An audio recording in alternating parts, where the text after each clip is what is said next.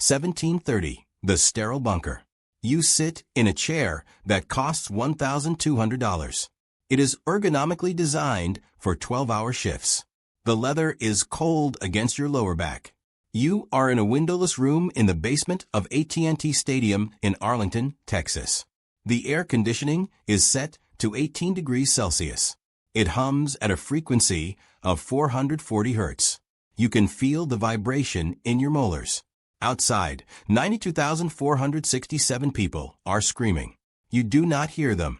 You hear the digital pulse of the broadcast feed. You hear the breath of the three other men in the room. They are the VAR, the replay assistant, and the Hawkeye technician. You are the lead video assistant referee for the 2026 World Cup quarterfinal. Qatar versus the United States.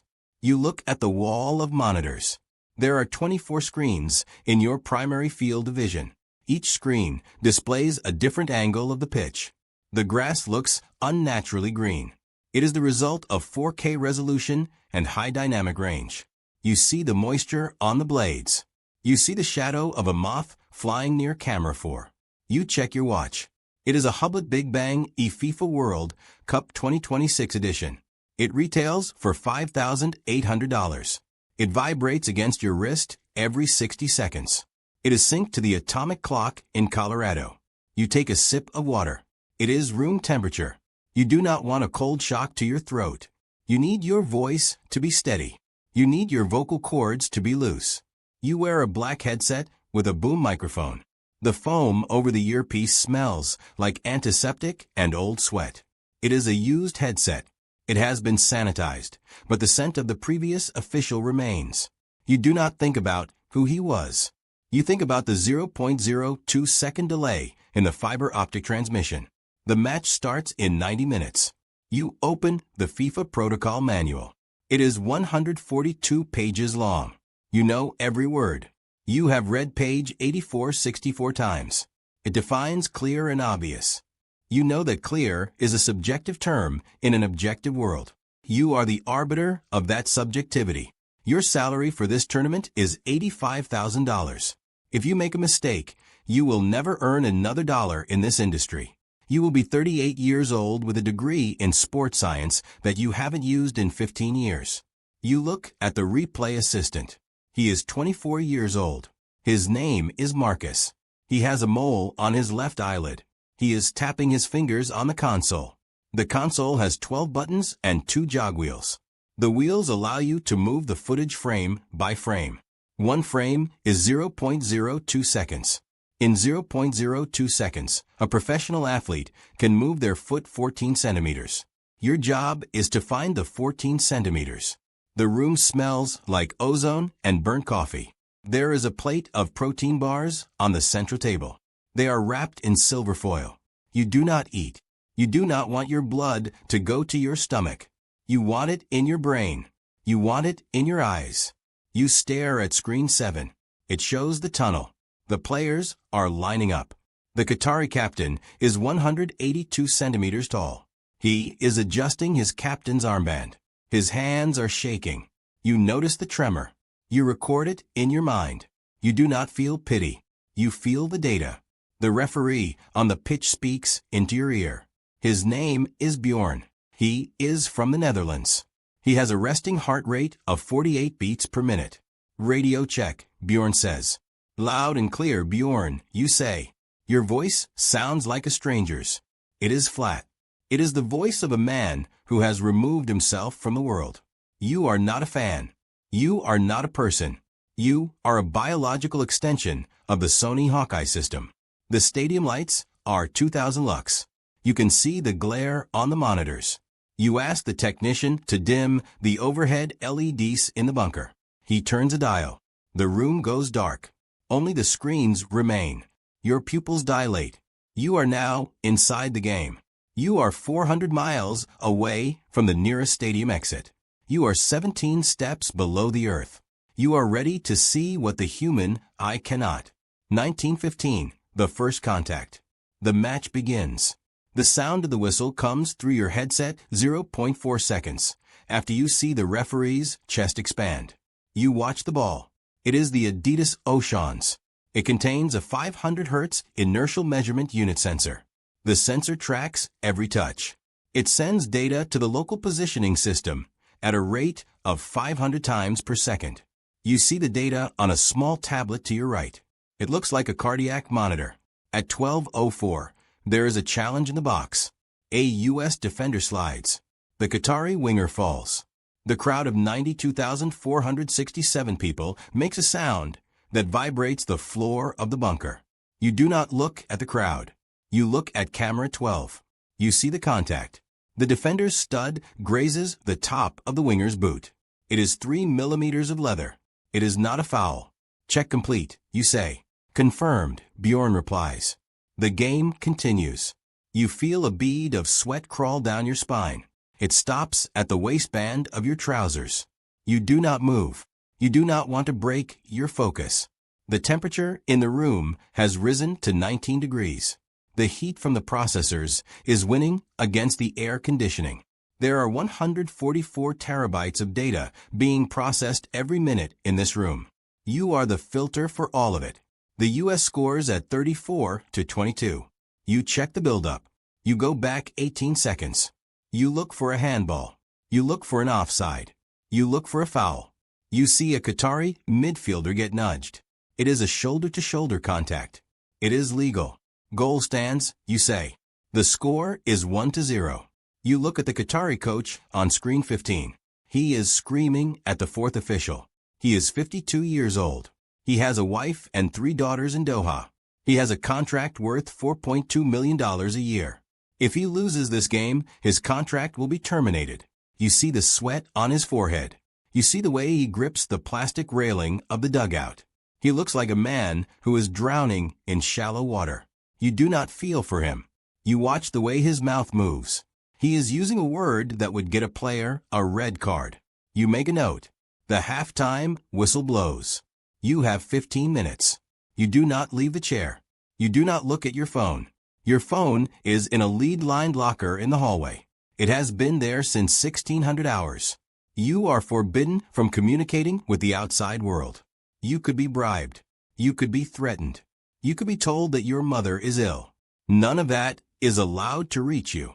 Marcus offers you a piece of gum. It is mint. You take it. You chew slowly. You count the chews. 1, 2, 3. You are trying to keep your heart rate below 70. The second half will be faster. The fatigue will set in. Players will make mistakes. They will try to hide them. They will use their bodies to shield the ball from the cameras. They don't know that there are 42 cameras. They don't know that you can see the gap between their thumb and the ball from an angle they didn't know existed. You look at the tracking data. The U.S. striker has run 6.2 kilometers. The Qatari center back has run 5.8 kilometers. The humidity on the pitch is 64%. The grass is being chewed up by the cleats. You see a divot near the penalty spot. It is 12 centimeters long. That divot could change the trajectory of a ball by 2 degrees. A 2-degree shift over 10 meters is the difference between a goal and a post. You are the only person who knows the divot is there. The halftime break ends. The players return. They look heavier. Their jerseys are dark with moisture. The Qatari team looks at the clock. There are 45 minutes left in their tournament. There are 45 minutes left in their 4-year cycle of preparation. They have spent $220 billion on their football infrastructure over the last decade. All of it is currently resting on the decision-making of 11 tired men and 4 men in a basement. You adjust your headset. The foam is starting to itch. You ignore it. You are not a body. You are an eye. 2042, the frame. The clock shows 89:12. The score is still 1-0. The U.S. is defending deep. All 11 players are within 30 meters of their own goal. Qatar is desperate. They are throwing long balls into the box. The air in the bunker is thick. The technician is breathing loudly. You want to tell him to stop. You don't. You need your energy for the screen. At 90:04, the ball is crossed. It is a high, looping ball from the right flank. It travels at 62 kilometers per hour. It stays in the air for 1.8 seconds. There is a scramble. 3 players jump. 2 fall. The ball hits the back of the net. The stadium explodes. The noise is so loud it bleeds through the noise-canceling microphones of the referees. It sounds like a jet engine. The Qatari players are sprinting toward the corner flag. They are sliding on their knees. They are crying. They think they have equalized. They think they have forced extra time. Check, you say. Your voice is a razor. It cuts through the celebration. Delaying the restart, Bjorn says on the pitch. He is holding his ear. He is standing in a sea of screaming people. He looks like a statue. You start the process. Marcus, give me camera 3. Slow. Reverse. Stop. The image freezes. The ball is 10 centimeters from the Qatari striker's head. Go forward 1 frame. The ball moves. It doesn't hit his head. It hits the cluster of players. Camera 7. High angle. Give me the zoom. The pixels expand. You see the striker's arm. It is extended. It is not in a natural position. Stop there. The ball is touching the white jersey. It is touching the fabric of the sleeve. Is it the sleeve? Or is it the skin? FIFA Rule 12 states that the handball boundary is the bottom of the armpit. You are looking at a space of 2 centimeters. Give me the sensor data, you say. The tablet flashes. The IMU sensor in the ball shows a spike in acceleration at the exact moment of the contact. The SNICO graph shows a sharp peak. The ball was touched by something other than air or grass. I have a possible handball, you say to Bjorn. I am checking the point of contact. You move the jog wheel. 0.02 seconds back. 0.02 seconds forward. The ball grazes the striker's forearm. It is a slight touch. It didn't change the direction of the ball much, but it changed it enough.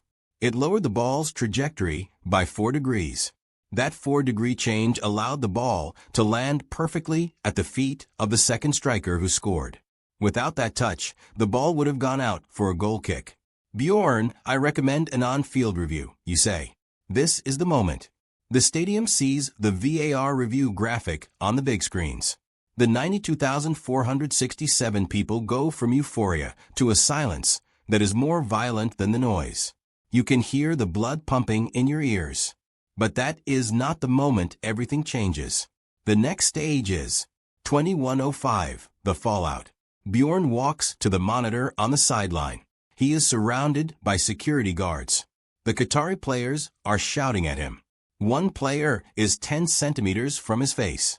He is screaming in Arabic. Bjorn does not look at him. He looks at the screen. You are sending him the images. This is the point of contact, Bjorn, you say. You show him camera 7. The arm. The ball. The sensor spike. I see it, Bjorn says. I am showing you the wide angle now for the build-up, you say. Bjorn watches the loop. He watches it 4 times. He is seeing what you saw. He is seeing the 2 centimeters of skin that shouldn't have been there. He turns away from the monitor. He walks back onto the pitch. He makes a rectangular signal with his hands. He blows his whistle. He points the other way. No goal. The sound that comes from the stadium is not a cheer. It is a groan of 92,000 people having their hearts pulled out of their chests. Then comes the whistling. It is the sound of pure hatred. It is directed at the referee, but it is meant for you. You are the one who saw. You are the one who didn't let it go. The match restarts. There are 4 minutes of stoppage time left. Qatar has nothing left. Their spirit is a punctured tire. They lose the ball. They commit fouls. They are playing like men who have already seen their own funerals. You sit back in your chair. Your shirt is soaked. You have a cramp in your left calf. You do not rub it. You watch the final 4 minutes. You watch the U.S. players waste time. They go to the corner flag. They shield the ball. They are professional. They are cold. They are winning. The final whistle blows. The U.S. wins 1-0. They are in the semifinals. Qatar is out of their own tournament. You see the Qatari players collapse. Some of them are lying face down on the grass. The grass they have practiced on for 1,000 days. The grass that cost $300,000 to maintain for this single match. One player is punching the turf. He hits it 6 times. He is crying. You see the snot on his upper lip. You see the way his chest heaves. Clear and obvious, Marcus whispers. He is looking at his monitor. He is looking at the still frame of the handball. He is trying to convince himself. Or maybe he is trying to convince you. It was the right call, you say. Your voice is still flat. You do not feel like a hero. You do not feel like a villain. You feel like a calculator that has just finished a long equation. The broadcast shows the replay again. The commentators are dissecting it. They are using terms like controversial and heartbreaking. They are talking about the spirit of the game. They are talking about things that do not exist in the bunker. In the bunker, there is only the frame and the sensor. There is no spirit. There is only the 0.02 seconds. You begin the post-match protocol. You have to save the footage. You have to write a report. The report must be 1,200 words. It must detail every angle you looked at. It must justify why you called the referee to the screen. You will be awake for another 6 hours. You look at the feed from the tunnel. The Qatari players are walking back. They are not talking. Their heads are down. They look like they are walking to a gallows. One player stops and looks at the camera. He looks directly into the lens. He looks like he is looking at you. He has a cut over his right eye. There is blood on his collar. He stares for 3 seconds. Then he spits. You turn off the monitor. 23:45, the cycle. You leave the stadium at midnight. You are in a black SUV with tinted windows. There are 4 other officials in the car. No one speaks. The driver is a local contractor who doesn't know who you are. He thinks you are just another FIFA suit. He is listening to a radio show. The host is taking calls about the match. It's a disgrace, a caller says. They robbed them. Technology is killing the game. You look out the window. The Dallas skyline is bright. The lights of the buildings are reflected in the glass. You see your own reflection. You look older than 38. You have bags under your eyes that weren't there in June. You arrive at the hotel. It is a 5-star hotel. Your room is on the 22nd floor.